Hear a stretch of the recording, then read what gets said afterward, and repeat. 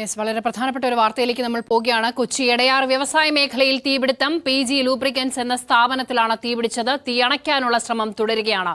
വിശദാംശങ്ങൾ ജിത്ത് ജോൺ നൽകും. ജിത്ത്, എപ്പോഴാണ് തീപിടുത്തമുണ്ടായത്? എന്താണ് നിലവിലെ സാഹചര്യം? വ്യവസായ മേഖലയാണ്, ആളുകൾ ഉണ്ടായിരുന്നോ ഈ തീപിടിക്കുന്ന സമയത്ത് അവിടെ? വളരെ ഗുരുതരമായ ഒരു സാഹചര്യം തന്നെയാണ് ബിഞ്ചു. ഈ സമയത്ത് നിരവധി ജീവനക്കാർ ഈ പ്രദേശത്തുണ്ടായിരുന്നു. ഒരാളെ കാണാനില്ല എന്നുള്ളതാണ് ഏറ്റവും ഗൗരവമായിട്ടുള്ള കാര്യം. ഇയാള് ഇതിനകത്താണ് എന്നുള്ളതാണ് ഇപ്പോൾ ഫയർഫോഴ്സ് ഉദ്യോഗസ്ഥരടക്കം വ്യക്തമാക്കുന്നത്. ഏതായാലും പരിക്കേറ്റവരെല്ലാം തന്നെ ആശുപത്രിയിലേക്ക് മാറ്റിയിട്ടുണ്ട്. പാതാളം PG ലൂബ്രിക്കേഷനിലാണ് തീപിടുത്തമുണ്ടായത്. ഇന്ന് രാവിലെ 9:30 തീപിടുത്തം. 6 യൂണിറ്റ് ഫയർഫോഴ്സ് എത്തിയാണ് ഇപ്പോൾ തീ അണച്ചുകൊണ്ടിരിക്കുന്നത്. കൂടുതൽ ഫയർ യൂണിറ്റുകൾ ഇവിടേക്ക് എത്തുകയാണ്. ഇതിന്റെ ഇപ്പോൾ ദൃശ്യങ്ങളിൽ കാണുന്ന പോലെ തന്നെ തീ ഇപ്പോഴും ഇതിന്റെ ഉൾഭാഗത്ത് പടരുന്ന ഒരു കാഴ്ചയാണ് നമുക്ക് കാണാൻ സാധിക്കുന്നത്. ഏതായാലും വലിയൊരു നാശനഷ്ടമാണ് ഇവിടെ റിപ്പോർട്ട് ചെയ്തിരിക്കുന്നത്. ഇതൊരു ഓയിൽ കമ്പനിയാണ് എന്നുള്ളതാണ്. ഇതൊരു ഓയിൽ കമ്പനിയാണ്. ഏതായാലും സമീപത്തുള്ള എല്ലാ വ്യവസായ സ്ഥാപനങ്ങളും ഇപ്പോൾ പൂർണ്ണമായും ഇവിടുത്തെ ആളുകളെല്ലാം തന്നെ ഒഴിപ്പിച്ചുകൊണ്ടിരിക്കുന്ന ഒരു സ്ഥിതിയാണ്. ചേട്ടാ, ഈ പരിസരത്തുള്ളതാണല്ലേ? അതെ,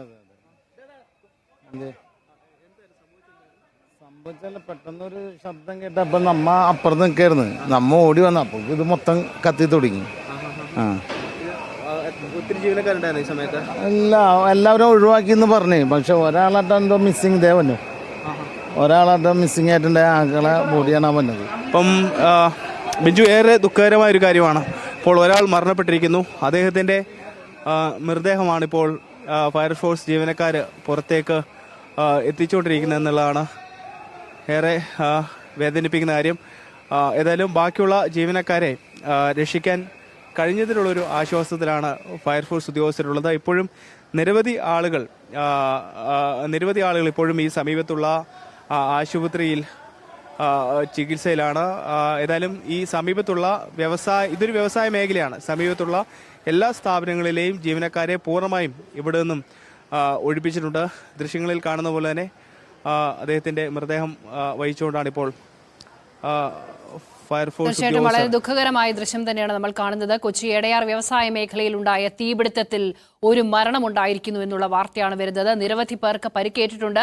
അവരെയൊക്കെ സമീപത്തെ ആശുപത്രിയിലേക്ക് മാറ്റിയിരുന്നു. ഈ തീ പിടിച്ച സമയത്ത് ഈ കെട്ടിടത്തിനുള്ളിൽ കുടുങ്ങിയ ആളാണ് ഇപ്പോൾ മരിച്ചിരിക്കുന്നു എന്ന വിവരം വരുന്നത്. ഇപ്പോൾ ഫയർഫോഴ്സ് ഉദ്യോഗസ്ഥർ അദ്ദേഹത്തിന്റെ മൃതദേഹം കണ്ടെടുത്ത് പുറത്തേക്ക് കൊണ്ടുവരുന്ന കാഴ്ചയാണ് നമ്മൾ കാണുന്നത്. ജിത്ത്, അറിയാനുള്ളത് ഇപ്പോൾ തീ നിയന്ത്രണ വിധേയമാണോ, എന്താണ് സാഹചര്യം എന്നുള്ളതാണ്?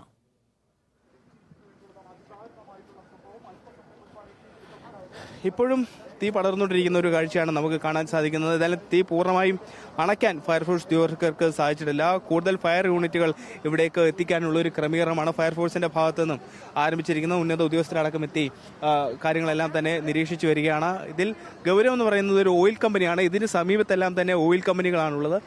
ഇതാണ് ഈ ഒരു അപകടത്തിന്റെ വ്യാപ്തി വർദ്ധിപ്പിക്കാൻ കാരണമെന്നുള്ളതാണ് ഫയർഫോഴ്സ് ഉദ്യോഗസ്ഥർ ഇപ്പോൾ പറയുന്നത്. എന്തായാലും ഇപ്പോൾ കൂടുതൽ ഫയർ യൂണിറ്റുകൾ ഇവിടേക്ക് എത്തിക്കൊണ്ടിരിക്കുന്നു. തീ അണയ്ക്കാനുള്ള ശ്രമം ഇപ്പോൾ ഫയർഫോഴ്സിന്റെ ഭാഗത്തു നിന്നും ആരംഭിച്ചിരിക്കുന്നു. 9:30 ഈ തീപിടുത്തം ഉണ്ടായത്. ഇപ്പോൾ 6 യൂണിറ്റാണ് ഇവിടെ നിലവിലുള്ളത്. കൂടുതൽ യൂണിറ്റുകൾ ഫയർഫോഴ്സിന്റെ നേതൃത്വത്തിൽ ഇപ്പോൾ ഇവിടേക്ക് കൊണ്ടുവരാനുള്ള ഒരു ശ്രമമാണ്.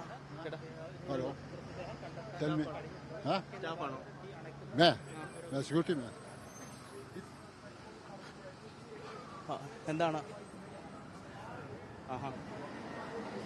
ഓക്കെ, അങ്ങനെ അത്തരത്തിലുള്ള ജീവനക്കാരാണോ? അല്ല, ഇവിടെ അടുത്തുള്ള ഈ തൊട്ട് അറിയില്ല. ബോയിലറിന് തീ പിടിച്ചാന്ന് പറഞ്ഞേ. നിങ്ങൾ എപ്പോഴാ അറിഞ്ഞ? വന്നപ്പോ ഒരു 9:30 എന്തായാലും ഈ പ്രദേശത്ത് നാട്ടുകാരൊക്കെ ഓടിക്കൂടിയിട്ടുണ്ട്. ചേട്ടാ, നിങ്ങൾ ഈ പ്രദേശത്തുള്ളതാണോ? ഞാൻ പ്രദേശത്ത് കണ്ടില്ലായിരുന്നു. ഞാൻ കത്ത് കണ്ടിട്ടാണ് ഞാൻ ഇങ്ങോട്ട് വന്നത്.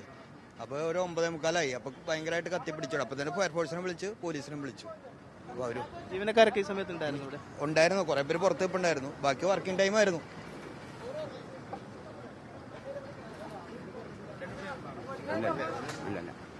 സമയത്തുണ്ടായത് ഹിന്ദിക്കാർ മാത്രമേ ഉണ്ടായിരുന്നുള്ളൂ. പിന്നെ അപ്പുറത്തെ കമ്പനിയുടെ ഒരു ആളുണ്ടായിരുന്നു, അല്ല വേറെ ആരും ഉണ്ടായിരുന്നില്ല.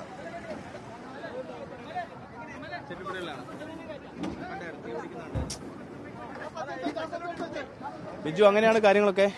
എപ്പോഴും ഈ മൃതദേഹം, അദ്ദേഹത്തിന്റെ മൃതദേഹം ആംബുലൻസിൽ കയറ്റുകയാണ്. ഇദ്ദേഹം അന്യസംസ്ഥാന തൊഴിലാളിയാണ് എന്നുള്ളതാണ് ഇപ്പോൾ ഉദ്യോഗസ്ഥർ നമ്മളോട് പറയുന്നത്. ഏതായാലും ആളെ ഇതുവരെ തിരിച്ചറിയാൻ സാധിച്ചിട്ടില്ല. മൃതദേഹം പൂർണ്ണമായും കത്തി അമർന്ന നിലയിലാണ് ഇപ്പോൾ ഈ മൃതദേഹമുള്ളത്. പൂർണ്ണമായും കത്തുന്ന ഒരവസ്ഥയിലേക്കാണ് കാര്യങ്ങൾ എത്തിയിരിക്കുന്നത്. ഏതായാലും ഇവിടെ ഈ പരിക്കേറ്റ ആളുകളും അവരും അന്യസംസ്ഥാന തൊഴിലാളികളാണ് എന്നുള്ളതാണ്. ഏതായാലും എത്ര പേർക്ക് പരിക്കേറ്റു എന്നതടക്കമുള്ള വിവരങ്ങൾ ലഭ്യമായിട്ടുണ്ടോ? ഇപ്പോൾ അണച്ചിട്ടുണ്ട്. 6 പേർക്കാണ് ഇപ്പോൾ പരിക്കേറ്റിരിക്കുന്നത്.